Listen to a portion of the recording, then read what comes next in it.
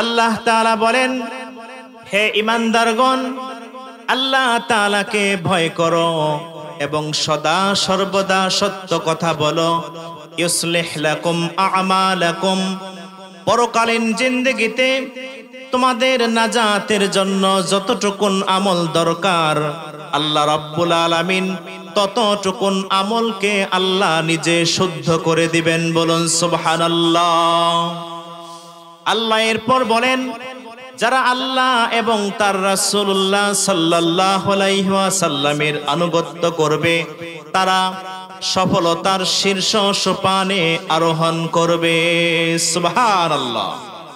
এক কথায় আমার আল্লাহ রাব্বুল আলামিন চূড়ান্ত ফয়সালা দিয়ে দিয়েছেন, وَمَن يُطِعِ الرَّسُولَ فَقَدْ أَطَاعَ اللَّهَ। যে ব্যক্তি আমার রাসূল মুহাম্মদুর রাসূলুল্লাহ সাল্লাল্লাহু আলাইহি ওয়াসাল্লামের আনুগত্য করবে, সেজন্য আমি আল্লাহ তাআলারই আনুগত্য করলো। আল্লাহর রাসূলের আনুগত্য মানেই আল্লাহর আনুগত্য। বলুন সুবহানাল্লাহ। সম্মানিত হাজিরিন, আল্লাহ পাক তার হাবিবকে কত ভালোবাসেন, কত মহব্বত করেন। দেখেন, পূর্বের যত নবী রাসূল এসেছিলেন তাদের থেকে মুজিজা সংঘটিত হয়েছে। সকল নবী রাসূলকে আল্লাহ যত মুজিজা দিয়েছেন এর চাইতেও অধিক গুণ, হাজার হাজার গুণে মুজিজা দিয়ে আল্লাহ তার রাসূলকে সম্মান জানিয়েছেন। বলুন সুবহানাল্লাহ। আল্লাহ রাব্বুল আলামিন তার হাবিবকে কেমন মুজিজা দিয়েছেন শুনুন। রাসূলুল্লাহর প্রখ্যাত সাহাবী হযরতে কাতাদা বিন নুমান রাদিয়াল্লাহু তাআলা আনহু মসজিদে নববীতে ইশার নামাজ আদায় করলেন। আল্লাহর হাবিবের সাথে কথোপকথন হচ্ছে। সাহাবী একা পড়ে গেলেন। অন্ধকার রাত্রি, আকাশে মেঘের ঘনঘটা। সাহাবী বললেন, ইয়া রাসূলুল্লাহ, ইয়া হাবিবাল্লাহ, এই অন্ধকার রাত্রিতে আমি কিভাবে বাসায় ফিরবো? আমার কাছে তো আলোর ব্যবস্থা নাই। আল্লাহ রাসূল সাল্লাল্লাহু আলাইহি ওয়াসাল্লাম হযরতে কাতাদা বিন নুমান রাদিয়াল্লাহু তাআলা আনহুকে একটা কাঠের টুকরা দিলেন। বললেন, রে কাতাদা বিন নুমান, এই কাঠের টুকরাটা বিসমিল্লাহির রহমানির রহিম বলে হাতে নেও। সাহাবী হাতে নিলেন। কাঠের টুকরাটা হাতে নেওয়ার সঙ্গে সঙ্গে কাঠের টুকরা থেকে আলো জ্বলতে লাগলো। সুবহানাল্লাহ। রাসূলুল্লাহ সাল্লাল্লাহু আলাইহি ওয়াসাল্লাম বললেন, রে কাতাদা বিন নুমান, এই কাঠের টুকরো তোমার সামনে 10 জন, পেছনে 10 জন, ডানে 10 জন, বামে 10 জন লোককে আলো দিবে। তুমি পথ দেখতে পাবে, আর বাড়িতে গিয়ে তুমি একটা কালো জিনিস দেখতে পাবে। লাঠি দিয়ে তাড়িয়ে ওই কালো জিনিসটাকে ঘর থেকে বের করে দিবে। হযরতে কাতাদা বিন নুমান রাদিয়াল্লাহু তাআলা আনহু রাসূলুল্লাহ সাল্লাল্লাহু আলাইহি ওয়াসাল্লামের দেওয়া সেই কাষ্ঠখণ্ডটা হাতে নিলেন। সামনে তিনি নূরের আলো, চকচকা পরিষ্কার আলো দেখতে পেলেন। সাহাবী কাতাদা বিন নুমান ওই কাঠের আলোর সাহায্যে বাড়িতে পৌঁছে গেলেন। বাড়িতে গিয়ে দেখলেন ঘরের ভিতর কালো কি যেন একটা জিনিস রয়েছে। লাঠি দিয়ে তাড়িয়ে দিলেন। আল্লাহ রাসূল পরবর্তীতে বলেছিলেন, রে কাতাদা, তোমার বাড়িতে যে কালো জীবটা ছিল ওইটা ছিল দুষ্ট জিন। আল্লাহ রাসূল আগের থেকেই টের পেয়েছিলেন। জোরে জোরে বলুন সুবহানাল্লাহ। আল্লাহ রাব্বুল আলামিনের নিদর্শন 3 প্রকার। প্রথম প্রকার নিদর্শন যার সম্পর্ক জিকিরের সাথে। দ্বিতীয় প্রকারের নিদর্শন যার সম্পর্ক ফিকিরের সাথে। তৃতীয় প্রকারের নিদর্শন যার সম্পর্ক তাজিম, সম্মান, ইজ্জতের সাথে। জোরে বলুন সুবহানাল্লাহ। আল্লাহ রাব্বুল আলামিনের প্রথম প্রকার যেই নিদর্শন, যার সম্পর্ক জিকিরের সাথে, আল্লাহ রাব্বুল আলামিন সেটাকে পবিত্র কুরআনুল কারীমের ভাষায় আল্লাহ রাব্বুল আলামিন ইরশাদ করেছেন, ইন্নাস সাফা ওয়াল মারওয়াতা মিন শাআইরিল্লাহ, নিশ্চয়ই সাফা এবং মারওয়া পাহাড়দ্বয় আল্লাহ রাব্বুল আলামিনের নিদর্শন সমূহের মধ্যে অন্যতম একটি নিদর্শন। প্রশ্ন হলো, সাফা মারওয়া কেন আল্লাহ পাকের নিদর্শন? আপনারা জানেন প্রাণের ভাইরা আমার, আল্লাহর খলিল সাইয়্যিদুনা হযরতে ইব্রাহিম আলাইহিস সালাম, তিনি তার কলিজার টুকরা সন্তান হযরতে ইসমাইল এবং তার স্ত্রী মা হাজেরা আলাইহিস সালামকে মক্কাতুল মুকাররমায় রেখে চলে এসেছিলেন। মা হাজেরা আলাইহিস সালাম শিশুপুত্র হযরতে ইসমাইলের জন্য পানির সন্ধানে একবার সাফা থেকে মারওয়া আর একবার মারওয়া থেকে সাফায় এইভাবে 7 বার দৌড়াদৌড়ি করেছিলেন। আল্লাহ রাব্বুল আলামিনের কাছে এই দৌড়াদৌড়ি করাটা এত পছন্দ হলো, আল্লাহ পাক এই দৌড়াদৌড়ি সাই করাটাকে কিয়ামত তক অম্লান জারি রাখার জন্য আল্লাহ পাক দুনিয়ার সমস্ত হাজী সাহেবদের জন্য হজের সময় সাফা মারওয়ায় 7 বার সাই করাকে আল্লাহ হজের জন্য ওয়াজিব সাব্যস্ত করে দিয়েছেন। সুবহানাল্লাহ। এই যে একটা স্মৃতি, দৌড়াদৌড়ি করা সাফা মারওয়া পাহাড়ে, এটা আল্লাহর একটা নিদর্শন। এটার সম্পর্ক জিকিরের সাথে। আল্লাহ রাব্বুল আলামিনের দ্বিতীয় যে নিদর্শন, তার সম্পর্ক হলো ফিকিরের সাথে, চিন্তা গবেষণার সাথে, অনুসন্ধানের সাথে, রিসার্চের সাথে। প্রাণের ভাইয়েরা আমার,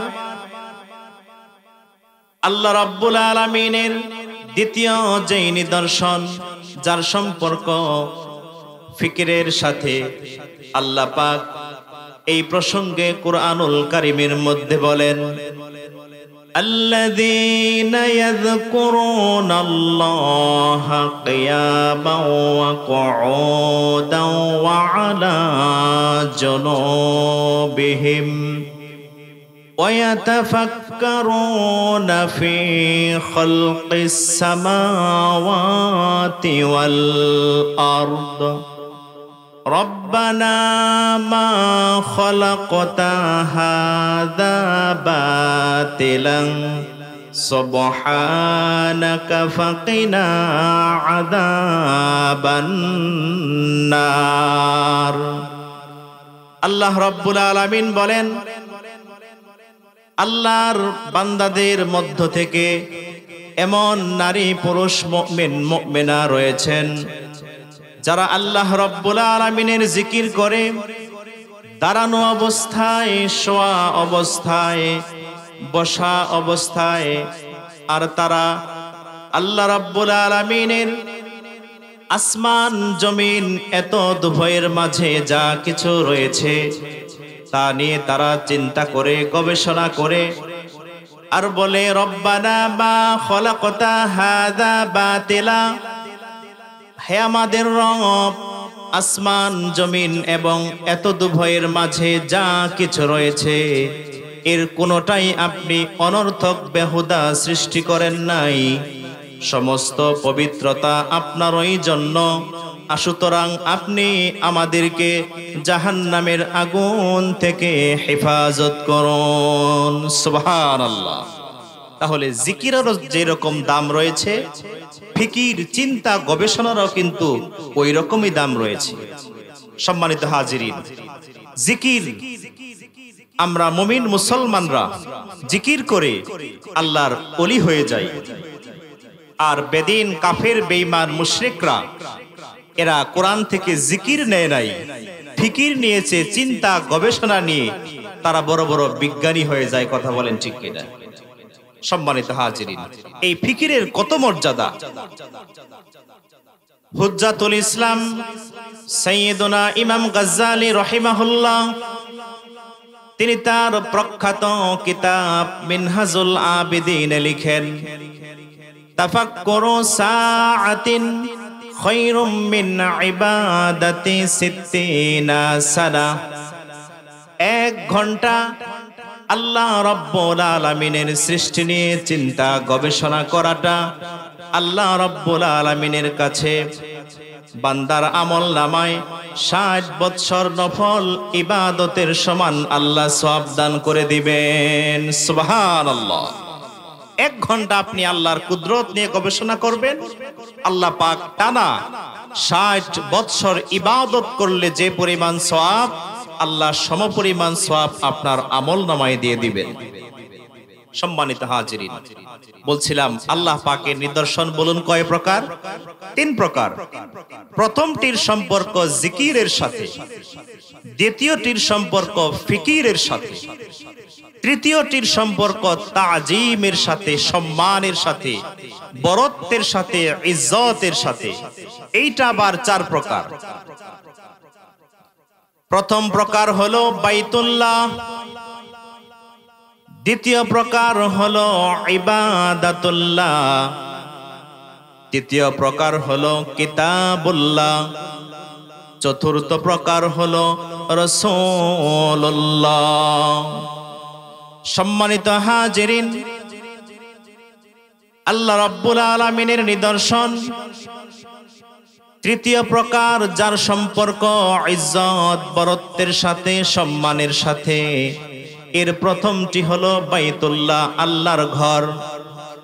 আল্লাহ রাব্বুল আলামিন কুরআনুল হাকিমে ইরশাদ করেছেন, ইন্না আউওয়ালা বাইতিন ওয়াদিআ লিন-নাসি লাল্লাযী বিবাক্কাতা মুবারাকাও ওয়া হুদাল লিল আলামিন। নিশ্চয় আল্লাহ রাব্বুল আলামিন দুনিয়ার মানুষের জন্য সর্বপ্রথম যেই গৃহ নির্মাণ করেছেন তা বাক্কায় মানে মক্কায় অবস্থিত। এই গৃহটা জগৎবাসীর জন্য রহমত এবং হেদায়াত স্বরূপ। জোরে জোরে বলুন সুবহানাল্লাহ। এর নাম কাবা। কাবাকে আমরা সম্মান করি না? কাবার দিকে আমরা কাবাকে এত সম্মান করি যে বাংলাদেশ থেকে প্রায় 6000 কিলোমিটারের মতো দূর কাবা, আল্লাহর ঘর বাইতুল্লাহ শরীফ। অথচ আমরা বাংলাদেশ থেকে পশ্চিম দিকে আমরা থুতু ফেলি না। থুতু ফেলি কেউ না।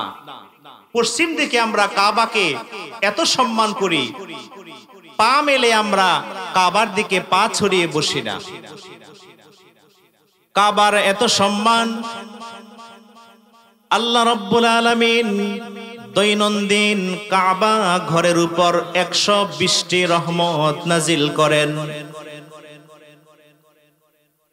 এই 120টি রহমতের মধ্যে সিত্তিনা লিত-তাওয়াফিন, 60টি রহমত যারা কাবা ঘর তাওয়াফ করবে আল্লাহ তাদেরকে দান করেন। ওয়া আরবাঈনা লিল মুসাল্লিন, 40টি রহমত আল্লাহ রাব্বুল আলামিন তাদেরকে দেন যারা মসজিদে হারামের মধ্যে সালাত আদায় করে। আর 20টি রহমত আল্লাহ রাব্বুল আলামিন তাদেরকে দেন যারা শুধু চোখ দিয়ে তাকিয়ে তাকিয়ে আল্লাহর ঘরকে দেখবে।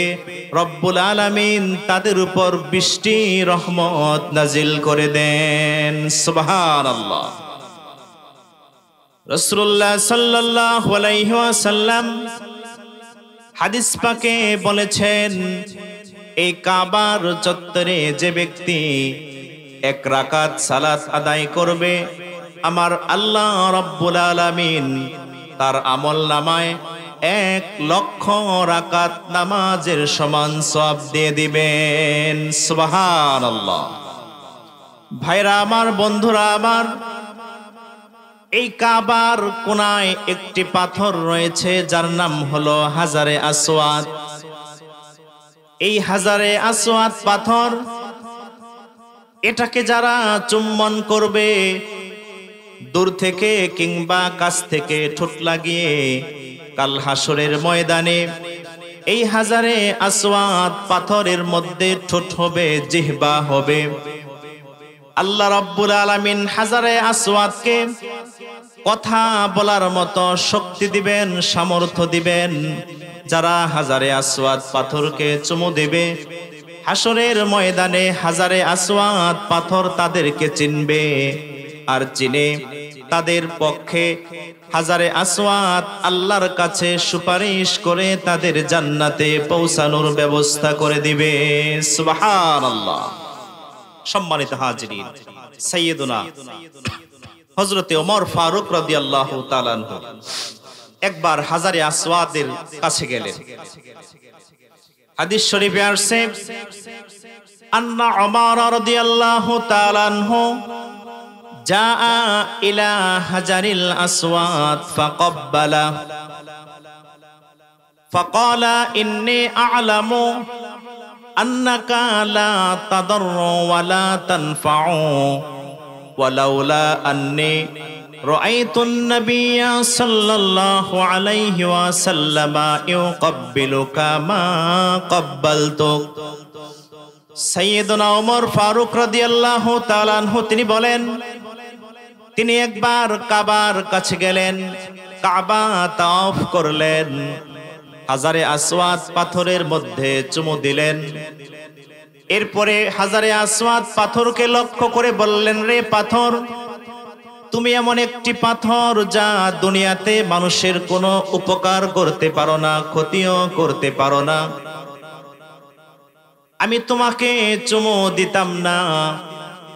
আমি জানি আল্লাহর হাবিব রাহমাতুল লিল আলামিন তার নূরের ঠোঁট মোবারক লাগিয়ে তুমি হাজারে আসওয়াদ পাথরের মধ্যে চুমু খেয়েছে। আমি আল্লাহর হাবিবকে দেখেছি তোমাকে চুম্বন করেছে। রাসূলুল্লাহ সাল্লাল্লাহু আলাইহি ওয়াসাল্লাম তোমাকে চুম্বন করেছেন। এই জন্য আমি ওমর তোমাকেও চুম্বন দিলাম। যদি আল্লাহর হাবিব তোমাকে চুমু না খেতেন, আমি ওমর তোমাকে চুমু খেতাম না।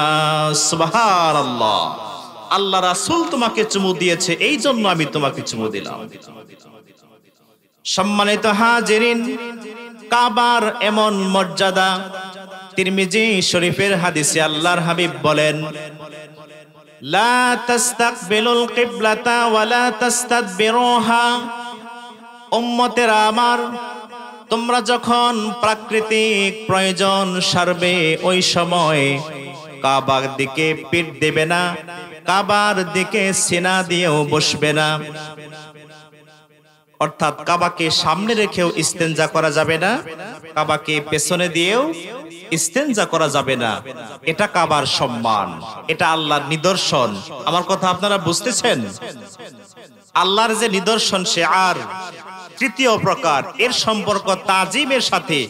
এর প্রথমটা হচ্ছে বাইতুল্লাহ, আল্লাহর ঘর কাবা। এটাকে আমরা সম্মান করি কেন? এটা দুনিয়ার প্রথম ঘর। এর প্রতি আল্লাহ দৈনন্দিন 120টি রহমত নাজিল করেন।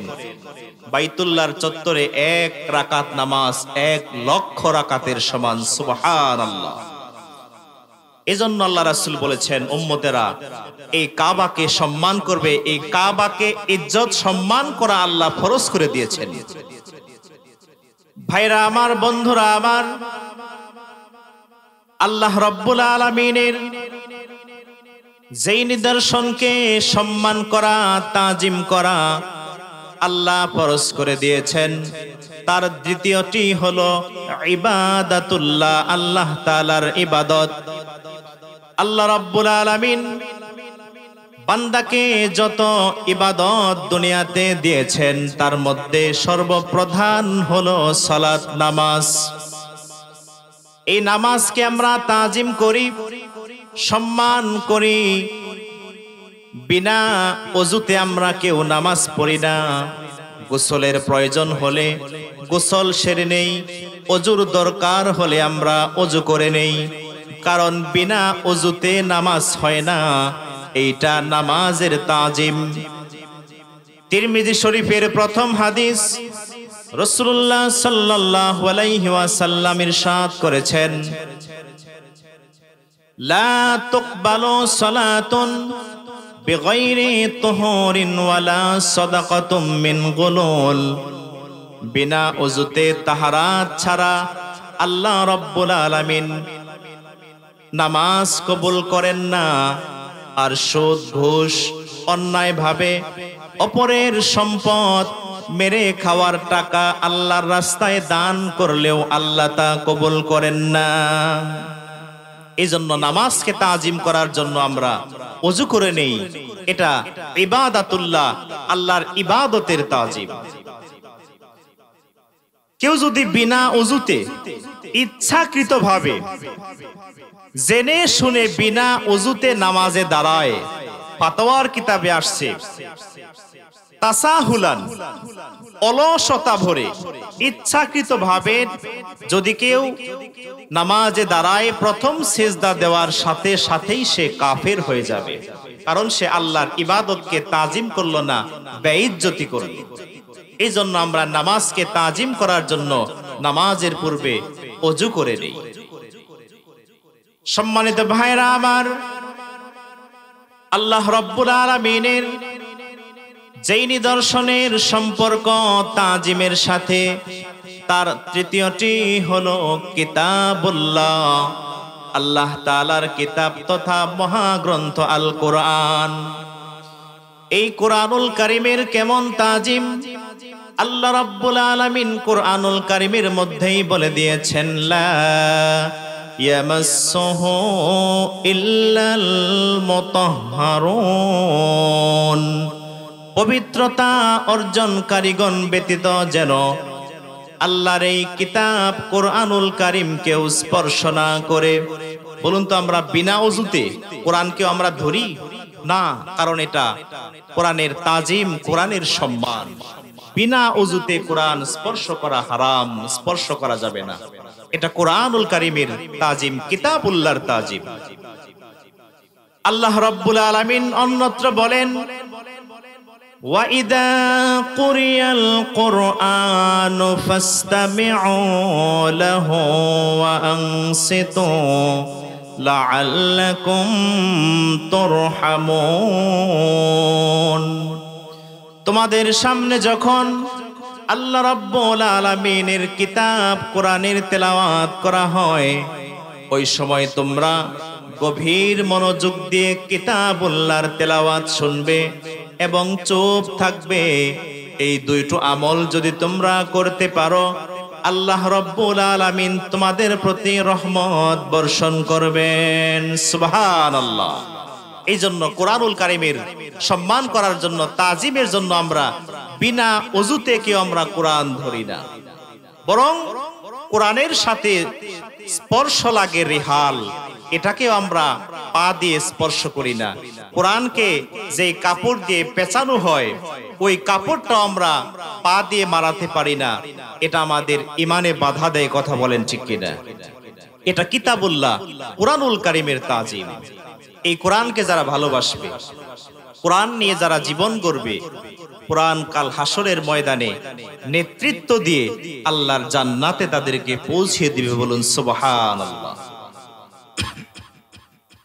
আল্লাহর হাবিব সাল্লাল্লাহু আলাইহি ওয়াসাল্লাম হাদিস পাকে বলেছেন, মান জাআলাল কুরআনা আমামাহু কাদাহু ইলাল জান্নাহ ওয়া মান জাআলাহু খালফা যহরিহি সাকাহু ইলান নার। যে ব্যক্তি আল্লাহর কোরআনকে ভালোবাসবে, কোরআনকে মোহাব্বত করবে, বুকের সাথে এমব্রেস করবে, কাল হাসরের ময়দানে আল্লাহর কোরআন নেতৃত্ব দিয়ে তাকে আল্লাহর নূরের জান্নাতে পৌঁছিয়ে দিবে। সুবহানাল্লাহ। আর যেই পোড়া কপাল হতভাগা, কোরআনকে ভালোবাসবে না, কোরআনের বিধানকে মানবে না, কাল হাসরের ময়দানে আল্লাহর কোরআন টেনে টেনে তাকে জাহান্নামের আগুনে পৌঁছিয়ে দিবে। বলুন নাউজুবিল্লাহ। আল্লাহর রাসূল সাল্লাল্লাহু আলাইহি ওয়াসাল্লাম হাদিস পাকে আরো বলেছেন, মান ক্বরাআল কুরআনা ফাস্তাজহারাহু ফাআহাল্লা হালালাহু ওয়া হাররামা হারামাহু আদখালাহুল্লাহুল জান্নাহ ওয়া শাফাআহু ফি আশরাতিন মিন আহলি বাইতিহি কুল্লুহুম ক্বাদ ওয়াজাবাত লাহুন নার। যে ব্যক্তি আল্লাহর কোরআন পড়বে, কোরআনের হালালকে হালাল হিসাবে মানবে, কোরআনের হারামকে হারাম হিসাবে বর্জন করবে, এই রকম ব্যক্তিকে আল্লাহ রাব্বুল আলামিন হাসরের ময়দানে ক্ষমতা দিবেন।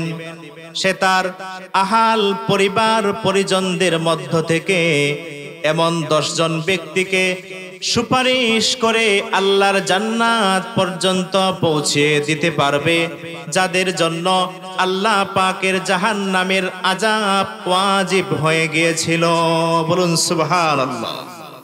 সম্মানিত হাজিরিন, তাহলে আল্লাহর নিদর্শন যার সম্পর্ক তাজিমের সাথে, এর 3 নাম্বার হচ্ছে কিতাবুল্লাহ, চতুর্থটি হচ্ছে রাসূলুল্লাহ। জোরে বলুন সুবহানাল্লাহ। প্রথমত তাজিম হবে বাইতুল্লাহ, এর থেকে বেশি তাজিম ইবাদাতুল্লাহ, আল্লাহর ইবাদত। তার থেকে বেশি তাজিম হবে কিতাবুল্লাহ, আল্লাহর কিতাব আল কোরআনের। আর সব থেকে বেশি তাজিম হবে আমাদের প্রিয় রাসূল মুহাম্মদ সাল্লাল্লাহু আলাইহি ওয়াসাল্লামের। জোরে জোরে বলুন সুবহানাল্লাহ। সম্মানিত হাজিরিন, রাসূলুল্লাহ সাল্লাল্লাহু আলাইহি ওয়াসাল্লামকে তাজিম করা, সম্মান করা আল্লাহ রাব্বুল আলামিন নিজেই ফরজ করে দিয়েছেন। একটু আগে আমি বললাম, আল্লাহর হাবিব বলেছেন, লা তাস্তাকবিলুল কিবলাতা ওয়ালা তাস্তাদবিরুহা। উম্মতের আমার, তোমরা যখন প্রাকৃতিক প্রয়োজন সারবে, কিবলাকে সামনেও রাখবে না, কিবলাকে পিছনেও রাখবে না। বুখারীর হাদিসে আসছে, আব্দুল্লাহ বিন ওমর রাদিয়াল্লাহু তাআলা আনহু, তিনি তার বোনের বাড়ির ছাদে উঠলেন। উঠে দেখতে পেলেন আল্লাহর হাবিব সাল্লাল্লাহু আলাইহি ওয়াসাল্লাম কাবার দিকে সিনা দিয়ে প্রিয় রাসূল ইস্তেনজা মুবারক করতেছেন। বলুন সুবহানাল্লাহ। যে কাবার দিকে পিঠও দেওয়া যাবে না, সিনাও দিয়ে ইস্তেনজা করা যাবে না। আব্দুল্লাহ বিন ওমর তিনি দেখলেন আল্লাহ রাসূল নিজেই পবিত্র কাবা শরীফের দিকে নূর নবীজি সাল্লাল্লাহু আলাইহি ওয়াসাল্লাম তার বক্ষ মোবারক দিয়ে নবীজি ইস্তেনজা মোবারক করতেছেন। এবার প্রশ্ন হলো, তাহলে দুইটা বিষয় দুই রকম হয়ে গেল না? এই হাদিসের সমাধানে মুহাদ্দিসগণ লেখেন, কাবার দিকে পিঠ দিয়ে সিনা দিয়ে ইস্তেনজা করার নিষেধাজ্ঞাটা উম্মতের জন্য, রাসূলুল্লাহর জন্য নয়। কারণ আল্লাহর হাবিব তিনি ছিলেন কাবার কাবা। বলুন সুবহানাল্লাহ। ভাইরা আমার, বন্ধুরা আমার, কাবা কাবা হতো না যদি আল্লাহর হাবিবকে আল্লাহ সৃষ্টি না করতেন। কথা বলুন ঠিক কিনা?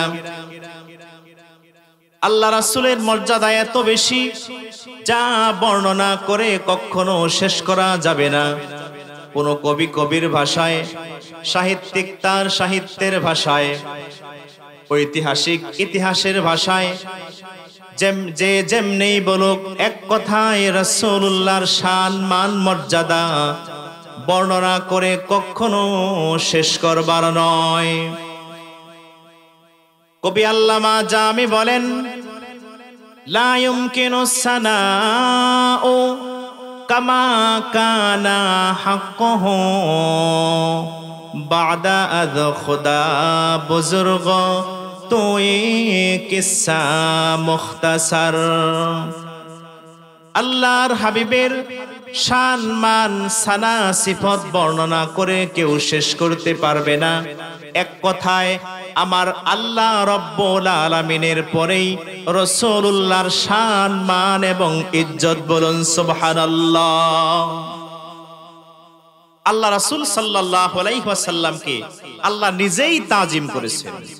কিভাবে? পূর্বের যত নবী রাসূলকে আল্লাহ আসমানি কিতাব দিয়েছিলেন, যে সমস্ত নবীদেরকে আল্লাহ আসমানি কিতাব দিয়েছিলেন, ওই নবীদেরকে আল্লাহ রব্বুল আলামিন আসমানি কিতাব কিন্তু নবীদের বাড়িতে পাঠান নাই। আসমানি কিতাব ওহী যেখানে আসতো, নবীকে সেখানে যেতে হতো। যেমন হযরত মূসা আলাইহিস সালাতু ওয়াস সালাম, তিনি মিশরের মানুষ ছিলেন। তিনি ফেরাউনের এক কিপ্তিকে হত্যা করেছিলেন, একটা থাপ্পড় দিয়েছিলেন, লোকটা মারা গিয়েছিল। ফেরাউনের জুলুম থেকে বাঁচার জন্য তিনি মাদিয়ান গিয়েছিলেন। সেখানে হযরতে শুআয়ব আলাইহিস সালামের কন্যাকে বিবাহ করেন। শ্বশুর বাড়িতে তিনি ৮ বৎসর থাকেন। থাকার পর তিনি মিশরে আসতেছিলেন। পথিমধ্যে প্রচন্ড শীত, অন্ধকার রাত। হযরত মূসা আলাইহিস সালাতু ওয়াস সালামের স্ত্রীর প্রসব বেদনা শুরু হয়ে গেল। একদিকে প্রচন্ড শীত, নাই আলো, নাই কোনো সাথী, কেউ কাছে নেই। এমন সময় বলুন, সব থেকে কোন জিনিসটা বেশি প্রয়োজন? আগুনের প্রয়োজনটা বেশি। আল্লাহ রাব্বুল আলামিন এই কথা সূরা তাহার মধ্যে আল্লাহ তুলে ধরেছেন। ওয়াহাল আতাকা হাদিসু মূসা ইয রাআ নারান ফাকালা লিআহলিহিম কুথু ইন্নী আনাস্তু নারান লাআল্লি আতিকুম মিনহা বিকবসিন আও আজিদু আলান নারি হুদা। আল্লাহ রাব্বুল আলামিন বলেন, প্রিয় রাসূল আমার, আপনার কাছে কি মূসা নবীর বৃত্তান্ত পৌঁছেছে? মূসা নবী যখন তার পরিবার পরিজন নিয়ে হযরতে মূসা আলাইহিস সালাতু ওয়াস সালাম যখন তুর পাহাড়ে আগুন দেখলো, তিনি তার পরিবার পরিজনদেরকে বললেন, আমি পাহাড়ে আগুন দেখতেছি, তোমরা এখানে অবস্থান করো। আমি ওই আগুন থেকে এক টুকরো আগুন নিয়ে আসি, যা আমাদের পথ দেখাবে এবং অন্য কোনো কাজের সন্ধান আমরা আগুনের মাধ্যমে পাব। হযরত মূসা আলাইহিস সালাতু ওয়াস সালাম যখন তুর পাহাড়ের কাছে পৌঁছলেন, আল্লাহ রাব্বুল আলামিন সূরা তাহায় বলেন, ইন্নী আনা রাব্বুকা ফাখলা'আন আলাইক ইন্নাকা বিল ওয়াদিল মুকদ্দাসি তুওয়া। হযরতে মূসা আলাইহিস সালাম যখন তুর পাহাড়ে আগুনের কাছে পৌঁছলেন, আল্লাহ রাব্বুল আলামিন পেছন দিক থেকে জানিয়ে দিলেন, মূসা, এটা আগুন নয়, এটা আমার তাওরাত কিতাব ওহীর নূর। বলুন সুবহানাল্লাহ। মূসা, তুমি তোমার ফাখলা'আন আলাইক, তোমার 2 পায়ের জুতো খুলে ফেলো, কারণ এটা পবিত্র উপত্যকা। আল্লাহ রাব্বুল আলামিন বলেন, ওয়া আনা আখতারতুকা ফাসতামি' লিমা ইউহা ইন্নানি আনাল্লাহ লা ইলাহা ইল্লা আনা ফা'বুদনি ওয়া আকিমিস সালাতা লিযিকরি। হে মূসা কালিমুল্লাহ, আমি আল্লাহ রব্বুল আলামিন তোমাকে এই মুহূর্তে নবুয়ত এবং রিসালাতের দায়িত্ব দিলাম। ইন্নানি আনাল্লাহ, নিশ্চয় আমি হলাম আল্লাহ, আমি ছাড়া কোনো ইলাহ নাই, সুতরাং আমার স্মরণে তুমি নামাজ কায়েম করো, বলুন সুবহানাল্লাহ। তাহলে এই যে তাওরাত কিতাব, এটা কি মুসা নবীর বাড়িতে গিয়েছিল? না, তাওরাত কিতাব নেয়ার জন্য আল্লাহ কৌশলে মুসা নবীকে তুর পাহাড়ে নিলেন। ঈসা নবীর কাছে আল্লাহ ইনজিল কিতাব পাঠিয়েছিলেন। ইনজিল কিতাব হযরতে ঈসার বাড়িতে যায় নাই, বাইতুল্লাহামে গিয়েছিল। ওইখানে ঈসা নবী ইনজিল কিতাব পেয়েছিলেন। পূর্বের নবী এবং রাসূলগণ আসমানি কিতাব পাওয়ার জন্য তারা ওই জায়গায় যেতেন। আল্লাহ নবীদেরকে যেখানে ডাকতেন, নবীদের বাড়িতে আসমানি কিতাব আসতো না। আল্লাহ রাব্বুল আলামিন তার হাবিব মুহাম্মদ সাল্লাল্লাহু আলাইহি ওয়াসাল্লামের সম্মান এবং ইজ্জতের দিকে তাকিয়ে রব্বুল আলামিন পুরো নিয়মটাকেই আল্লাহ পরিবর্তন করে দিলেন। আজ থেকে ১৫০০ বছর আগে রাসূলুল্লাহ সাল্লাল্লাহু আলাইহি সাল্লাতু ওয়াসসালাম যেখানে গিয়েছেন, আল্লাহর হাবিব যেখানে গিয়েছেন, জিবরিল আমিন ওহী নিয়ে সেখানে গিয়েছেন, বলুন সুবহানাল্লাহ। আল্লাহর হাবিব সাল্লাল্লাহু আলাইহি ওয়াসাল্লাম গারে হেরাতে গিয়েছেন, জিবরাইল আমিন ওহীর বার্তা নিয়ে সেখানে গিয়েছে। রাসূলুল্লাহ সাল্লাল্লাহু আলাইহি ওয়াসাল্লাম মা খাদিজার গৃহে গিয়েছেন, জিবরাইল আমিন ওহী নিয়ে সেখানে গিয়েছেন। আল্লাহর হাবিব সাল্লাল্লাহু আলাইহি ওয়াসাল্লাম আম্মা জান আয়েশার গৃহে গিয়েছেন, জিবরিল আমিন ওহী নিয়ে সেখানে গিয়েছেন। রাসূলুল্লাহ মদিনাতুল মুনাওয়ারায় হিজরত করে গিয়েছেন, জিবরাইল আমিন রাসূলুল্লাহর সম্মানে কুরআন নিয়ে মদিনায় গিয়েছেন। আল্লাহর হাবিব বদরে গিয়েছেন, জিবরাইল আমিন ওহী নিয়ে বদরে গিয়েছেন। আল্লাহর হাবিব উহুদে গিয়েছেন, জিবরাইল আমিন রাসূলুল্লাহর সম্মানে উহুদে ওহী নিয়ে গিয়েছেন, আল্লাহর বাণী নিয়ে গিয়েছেন। আল্লাহর হাবিব খন্দক গিয়েছেন, হুনাইন গিয়েছেন, খায়বার গিয়েছেন।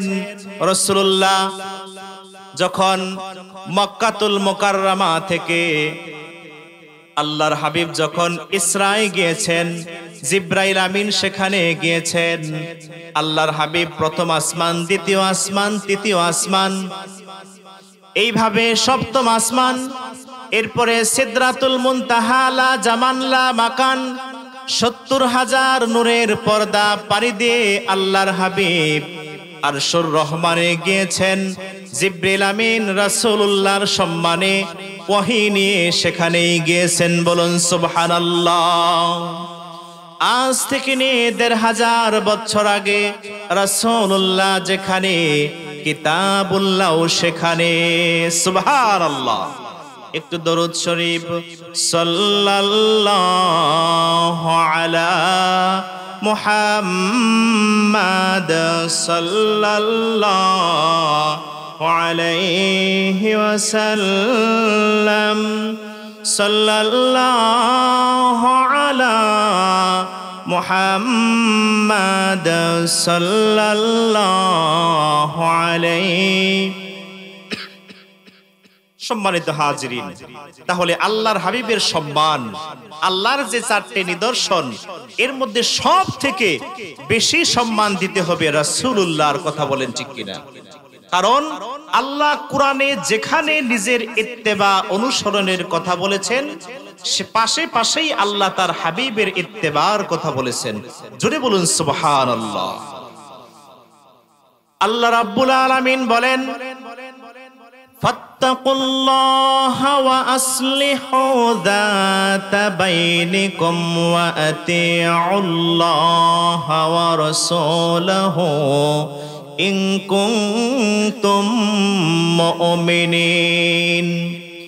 ঈমানদার নারী পুরুষ, আল্লাহ রাব্বুল আলামিনকে ভয় করো নিজেদের মধ্যে পারস্পরিক সম্পর্ককে ঠিক করে নাও, আল্লাহর আনুগত্য করো এবং সাথে সাথে তার রাসূলুল্লাহরও আনুগত্য করো। আল্লাহ রাব্বুল আলামিন সূরা আহজাবে বলেন, ইয়া আইয়ুহাল্লাযীনা আমানুত্তাকুল্লাহা ওয়া কুলু কওলান সাদীদা يصلح لكم أعمالكم ويغفر لكم ذنوبكم ومن يطع الله ورسوله فقد فاز فوزا عظيما। আল্লাহ তাআলা বলেন, হে ঈমানদারগণ, আল্লাহ তাআলাকে ভয় করো এবং সদা সর্বদা সত্য কথা বলো। ইউসলিহ লাকুম আ'মালাকুম, পরকালীন জিন্দেগিতে তোমাদের নাজাতের জন্য যতটুকুন আমল দরকার আল্লাহ রাব্বুল আলামিন ততটুকুন আমলকে আল্লাহ নিজে শুদ্ধ করে দিবেন। বলুন সুবহানাল্লাহ। আল্লাহ এরপর বলেন, যারা আল্লাহ এবং তার রাসূলুল্লাহ সাল্লাল্লাহু আলাইহি ওয়াসাল্লামের আনুগত্য করবে তারা সফলতার শীর্ষ সোপানে আরোহণ করবে। সুবহানাল্লাহ। এক কথায় আমার আল্লাহ রাব্বুল আলামিন চূড়ান্ত ফয়সালা দিয়ে দিয়েছেন, وَمَن يُطِعِ الرَّسُولَ فَقَدْ أَطَاعَ اللَّهَ। যে ব্যক্তি আমার রাসূল মুহাম্মদুর রাসূলুল্লাহ সাল্লাল্লাহু আলাইহি ওয়াসাল্লামের আনুগত্য করবে সে যেন আমি আল্লাহ তাআলারই আনুগত্য করলো। আল্লাহর রাসূলের আনুগত্য মানেই আল্লাহর আনুগত্য। বলুন সুবহানাল্লাহ। সম্মানিত হাজিরিন, আল্লাহ পাক তার হাবিবকে কত ভালোবাসেন, কত মহব্বত করেন। দেখেন, পূর্বের যত নবী রাসূল এসেছিলেন তাদের থেকে মুজিজা সংঘটিত হয়েছে। সকল নবী রাসূলকে আল্লাহ যত মুজিজা দিয়েছেন এর চাইতেও অধিক গুণ, হাজার হাজার গুণে মুজিজা দিয়ে আল্লাহ তার রাসূলকে সম্মান জানিয়েছেন। বলুন সুবহানাল্লাহ। আল্লাহ রাব্বুল আলামিন তার হাবিবকে কেমন মুজিজা দিয়েছেন শুনুন। রাসূলুল্লাহর প্রখ্যাত সাহাবী হযরতে কাতাদা বিন নুমান রাদিয়াল্লাহু তাআলা আনহু মসজিদে নববীতে ইশার নামাজ আদায় করলেন। আল্লাহর হাবিবের সাথে কথোপকথন হচ্ছে। সাহাবী একা পড়ে গেলেন। অন্ধকার রাত্রি, আকাশে মেঘের ঘনঘটা। সাহাবী বললেন, ইয়া রাসূলুল্লাহ, ইয়া হাবিবাল্লাহ, এই অন্ধকার রাত্রিতে আমি কিভাবে বাসায় ফিরবো? আমার কাছে তো আলোর ব্যবস্থা নাই। আল্লাহ রাসূল সাল্লাল্লাহু আলাইহি ওয়াসাল্লাম হযরতে কাতাদা বিন নুমান রাদিয়াল্লাহু তাআলা আনহুকে একটা কাঠের টুকরা দিলেন। বললেন, রে কাতাদা বিন নুমান, এই কাঠের টুকরাটা বিসমিল্লাহির রহমানির রহিম বলে হাতে নেও। সাহাবী হাতে নিলেন। কাঠের টুকরাটা হাতে নেওয়ার সঙ্গে সঙ্গে কাঠের টুকরা থেকে আলো জ্বলতে লাগলো। সুবহানাল্লাহ। রাসূলুল্লাহ সাল্লাল্লাহু আলাইহি ওয়াসাল্লাম বললেন, রে কাতাদা বিন নুমান, এই কাঠের টুকরো তোমার সামনে 10 জন, পেছনে 10 জন, ডানে 10 জন, বামে 10 জন লোককে আলো দিবে।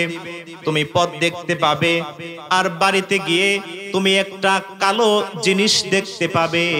লাঠি দিয়ে তাড়িয়ে ওই কালো জিনিসটাকে ঘর থেকে বের করে দিবে। হযরতে কাতাদা বিন নুমান রাদিয়াল্লাহু তাআলা আনহু রাসূলুল্লাহ সাল্লাল্লাহু আলাইহি ওয়াসাল্লামের দেওয়া সেই কাষ্ঠখণ্ডটা হাতে নিলেন। সামনে তিনি নূরের আলো, চকচকা পরিষ্কার আলো দেখতে পেলেন। সাহাবী কাতাদা বিন নোমান ওই কাঠের আলোর সাহায্যে বাড়িতে পৌঁছে গেলেন।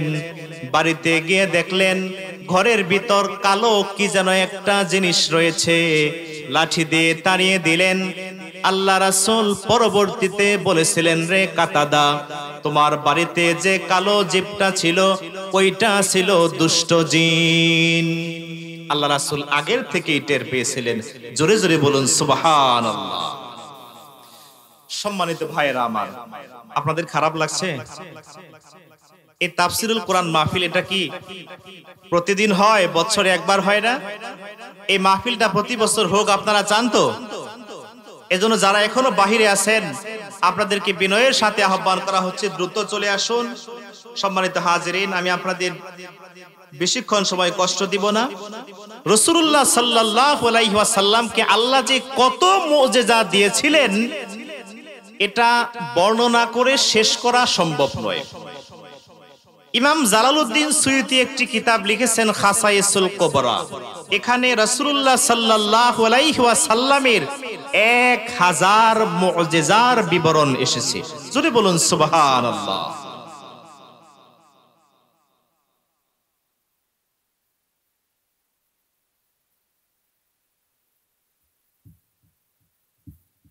বদরের যুদ্ধ চলতেছে।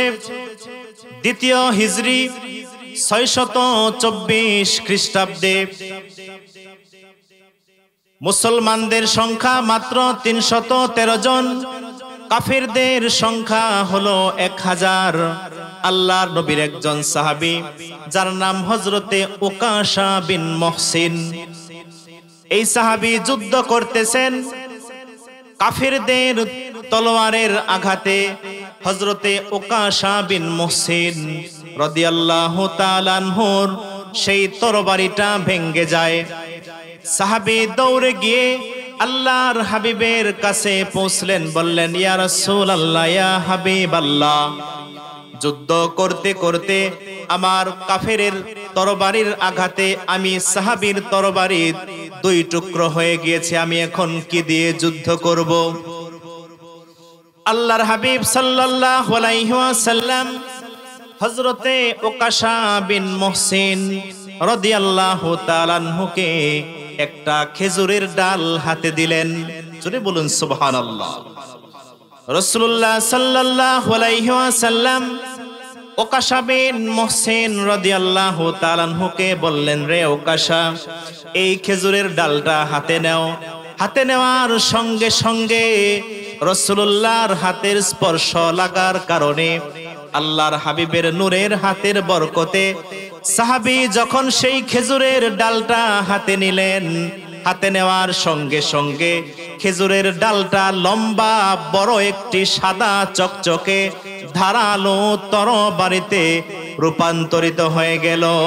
সুবহানাল্লাহ। হযরতে উকাশা বিন মুহসিন রাদিয়াল্লাহু তাআলা আনহু সেই তরবারি দিয়ে বদরের যুদ্ধ করলেন। বদরের যুদ্ধে মুসলমানদের জয় হলো। উকাশা বিন মুহসিন বলেন, ওই তরবারি দিয়ে আমি আল্লাহর হাবিবের সাথে অনেক যুদ্ধে অংশগ্রহণ করেছি। সেই খেজুরের ডাল যেটা তরবারি হয়েছিল। উকাশা বিন মুহসিন রাদিয়াল্লাহু তাআলা আনহুর ব্যাপারে রাবী বলেন, হযরতে উকাশা বিন মুহসিন আবু বকর সিদ্দিক রাদিয়াল্লাহু তাআলা আনহুর খেলাফতের সময় একটা বিশৃঙ্খলা দেখা দিয়েছিল। ভণ্ড নবীদের উদ্ভব হয়েছিল। উকাশা বিন মুহসিন ভণ্ড নবীদের দমন করার জন্য ওই যুদ্ধে ওই তরবারি নিয়ে তিনি যুদ্ধে জিহাদে অংশগ্রহণ করেন। একটি কাফেরের বর্ষার আঘাতে সাইয়েদুনা উকাশা বিন মুহসিন রাদিয়াল্লাহু তাআলা আনহু শাহাদাত বরণ করেন। আল্লাহ রাসূলের হাতের স্পর্শে খেজুরের ডাল তরবারিতে রূপান্তরিত হয়ে যায়। বলুন সুবহানাল্লাহ। সম্মানিত হাজিরিন, ইয়ামানের একজন বিখ্যাত ব্যক্তি আশিক রাসূল ছিলেন, যার নাম জুকাফ আল ইয়ামানি। তিনি একজন কবি ছিলেন। প্রতি বছর তিনি হজ করার জন্য মক্কা শরীফে আসতেন। হজ করে মদিনাতুল মুনাওয়ারায় রাসূলুল্লাহ সাল্লাল্লাহু আলাইহি ওয়াসাল্লামের রওজা মুবারকে কাছে দাঁড়াতেন। নবীজির শানে তিনি নিজে স্বরচিত নবীজির প্রশংসায় কবিতা তিনি লিখতেন। রাসূলুল্লাহর রওজা জিয়ারত করে রাসূলুল্লাহর শানে সেই কবিতাগুলো তিনি পাঠ করে শোনাতেন। এরপরে হযরতে আবু বকর রাদিয়াল্লাহু তাআলা আনহুর শানে তিনি কবিতা লিখতেন। হযরত আবু বকরের শানে লিখিত কবিতা পাঠ করে সাইয়েদুনা আবু বকর সিদ্দিক রাদিয়াল্লাহু আনহুকে শোনাতেন। এরপরে হযরতে ওমর ফারুক রাদিয়াল্লাহু তাআলা আনহুর শানে স্বরচিত কবিতা তিনি হযরত ওমর ফারুককে শোনাতেন। রওজায়ে আতহার পাশে দাঁড়িয়ে বলুন সুবহানাল্লাহ। হযরতে যুগাব আল ইয়ামানি রাহমাতুল্লাহি আলাইহি মস্ত বড় আশিকে রাসূল ছিলেন। একবার তিনি হজ করতে এসেছেন। হজ করা শেষ মদিনাতুল মুনাওয়ারায় তিনি ফিরতেছেন। এমন সময় হযরতে যুগাব আল ইয়ামানিকে একজন রাফিজি আগের থেকেই চিনতো যে এ হলো যুগাব আল ইয়ামানি, এ আবু বকর এবং ওমরকে ভালোবাসে। আর রাফিজি এরা হলো একটি বাতিল সম্প্রদায়, বাতিল ফেরকা। এরা হযরতে আবু বকর এবং হযরত ওমর ফারুক রাদিয়াল্লাহু তাআলা আনহুর শানে শত্রুতা পোষণ করত। রাফিজি হযরতে যুগাব আল ইয়ামানি রাহমাতুল্লাহি আলাইহিকে তার বাড়িতে দাওয়াত দিয়ে নিয়ে গেল। হযরতে যুগাব আল ইয়ামানি তিনি দাওয়াত গ্রহণ করলেন, কারণ এটি সুন্নাহ। বাড়িতে যখন তিনি প্রবেশ করলেন, যুগাব আল ইয়ামানি রাহিমাহুল্লাহ বলেন, আমি দেখলাম দুই পাশ থেকে দুইজন লোক এসে আমার দুই হাত ধরলো, আরেকজন লোক এসে আমার জিহ্বা টান দিয়ে ধরে আমার জিহ্বাটার মাঝখানে কেটে দিল। ওই লোকটা বলল, ওরে যুগাব, তুমি যাও, তুমি আবু বকর এবং ওমরের শানে যে কবিতা পাঠ করতে, তাদের কাছে যাও, তাদের কাছে গিয়ে তোমার এই কাটা জিহ্বাটাকে আবার ঠিক করে নিয়ে আসো। আল্লাহর ওলি আশিকে রাসূল যুগাব আল ইয়ামানি রাহমাতুল্লাহি আলাইহি তিনি রক্তাক্ত জিহ্বা নিয়ে কাঁদতে কাঁদতে রওজায়ে আতহায়ে হাজিরা দিলেন। চোখের অশ্রু দিয়ে রাসূলুল্লাহকে সালাম নিবেদন জানালেন, আবেদন করলেন, ইয়া রাসূলুল্লাহ, ইয়া হাবিবাল্লাহ, আপনার দুইজন সাহাবী আবু বকর ওমর, এদেরকে ভালোবাসার কারণে রাফিজি আমার জিহ্বাকে মাঝখানে কেটে দিয়েছে, আমি কথা বলতে পারি না। ইয়া রাসূলুল্লাহ, ইয়া হাবিবাল্লাহ, আপনি আমার জিহ্বাটাকে ঠিক করে দিন। এই বলে তিনি কাঁদতে কাঁদতে তন্দ্রাচ্ছন্ন হয়ে পড়লেন। স্বপ্নে তিনি দেখতে পেলেন আল্লাহর হাবিব রাহমাতুল লিল আলামিন যুগাব আল ইয়ামানির কাছে চলে এসেছেন, সাথে হযরতে আবু বকর এবং ওমর ফারুক রাদিয়াল্লাহু তাআলা আনহু সহ। আল্লাহর হাবিব সাল্লাল্লাহু আলাইহি ওয়াসাল্লাম যুগাব আল ইয়ামানির সেই কর্তিত জিহ্বাটা মুখের ভিতরে লাগিয়ে নূর নবীজি থুতু দিয়ে জুড়ে দিলেন। বলুন সুবহানাল্লাহ। ঘুম থেকে জাগ্রত হয়ে তিনি দেখতে পেলেন তার জিহ্বা আগের মতোই ঠিক হয়ে গিয়েছে। আল্লাহ রাসূল সাল্লাল্লাহু আলাইহি ওয়াসাল্লাম দুনিয়া থেকে পর্দা নিয়েছেন ঠিকই, কিন্তু রাসূলুল্লাহর মুজিজা এখনো রাসূলুল্লাহর রওজা শরীফ থেকে প্রকাশ করতে পারেন। জোরে বলুন সুবহানাল্লাহ। সম্মানিত হাজিরিন, আমাদের বক্তা এসে গেছেন, আমি আর আলোচনা বাড়াতে চাচ্ছি না।